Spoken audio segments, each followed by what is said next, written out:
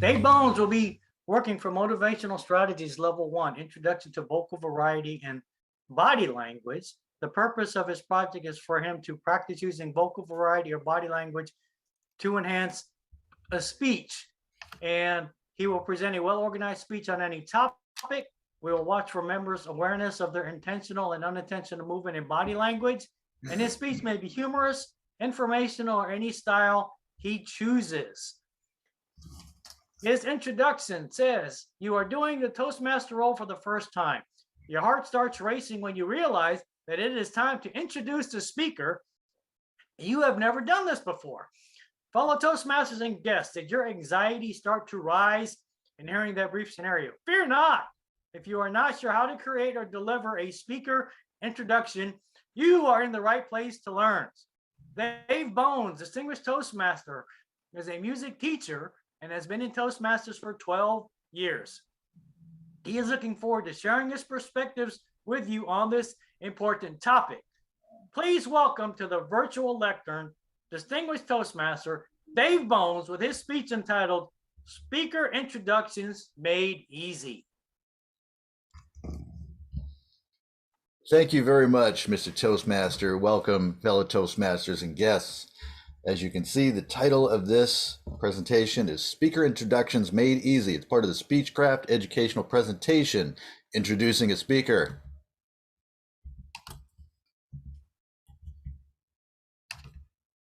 Who is this session for? It's for attendees that are new to Toastmasters, as well for experienced Toastmasters wanting a fresh perspective. And I mention this because I just want you to know that you're in the right place. First category I want to cover is, well, what in fact is in the speaker introduction? Let's talk about how you would draft it. First of all, it's usually written by the prepared speaker. Alternatively, it can be created impromptu by the introducer.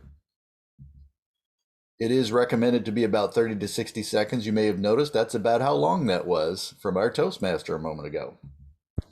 It's intended to build interest and anticipation and provide just a little bit of biographical information of the speaker. As well, we need to know about the project details. This is what makes it the educational component in Toastmasters. Every speech that we give has an associated project with it in Pathways, which is the curriculum in Toastmasters. From that form, and I'm going to show you this in a moment, we have the Pathways project name, speech objectives in the form of the purpose statement, as well as notes for the evaluator. This is on the form. You're going to see this in a little bit. The speech length, speech title, that can either be later read by the Toastmaster if you split it up between two members, or in the case like we did just now, it can be all read by either the speech evaluator or the Toastmaster.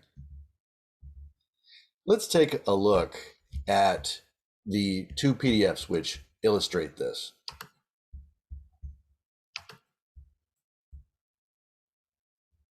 First one I want to show you is what, in fact, Fred had to read.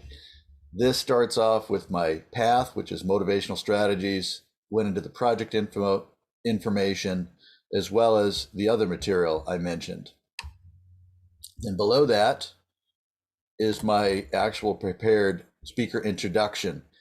These three paragraphs, hopefully, to your assessment in hearing this, provided that anticipation, interest, and as well, when I mentioned that I've been a Toastmaster for 12 years and a music teacher, it tells a little bit about me, and then finally the title at the end. Now, if we were to take a look at the actual evaluation form, that's what this looks like. And this is what you'll be doing if you decide to join in Toastmasters. This one is called Introduction to Vocal Variety and Body Language. It's a level 1 project, and you can see right there, purpose statement, notes for the evaluator. That's where we got that previous material.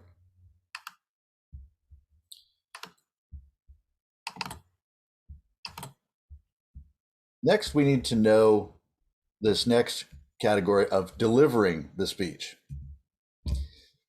In reading through the Speechcraft module, I wanted to really honor what they suggested that we needed to do. What I gathered was they suggested being temperate, not to draw attention from the speaker. In other words, you don't want to upstage the speaker. You don't want your introduction to be so flashy that it's like, well, when we get to the speaker, it's not that big of a deal. And they give us 5 more don'ts, and I'm going to honor what they offered. Don't reveal speech details. In other words, don't tell the speech before it happens. Certainly don't surprise the speaker. This one I think you could do in moderation.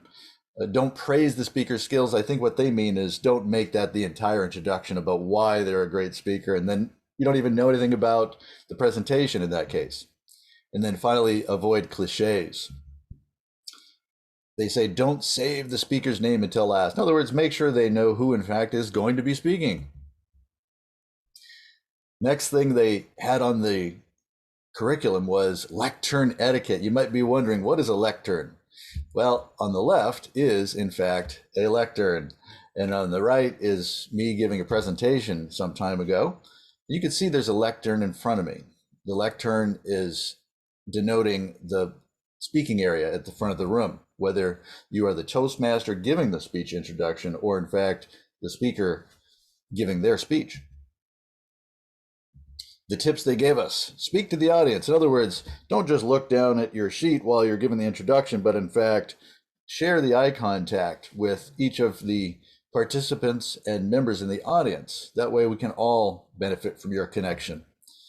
Lead the applause when it comes time to do so. You've just read the introduction. It's time to now bring the speaker on stage. Shake hands if you do that, especially if it's in person.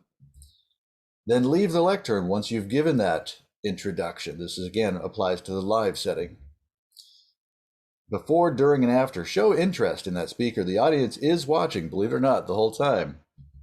Speaking of after the presentation, once they are done and you come back up and sort of take control of the room again, you want to take about 30 seconds perhaps to highlight some of the following: the speech ideas that you gained, points of entertainment, and generally how the speech benefited the audience.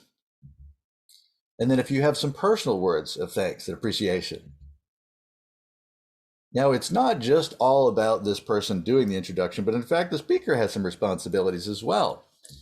What they suggest is coming right after this statement. I just wanted to put this out there because this was not included in the module, but in fact, I recommend that the speaker create their own introduction.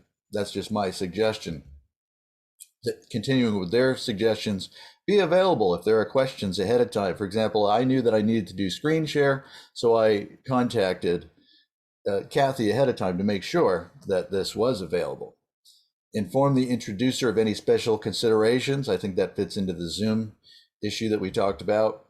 To recap, we talked about drafting the speaker introduction, the project details, how those tie into Toastmasters, delivering the speaker introduction, and then what to do after the presentation, as well as the speaker responsibilities for the introduction.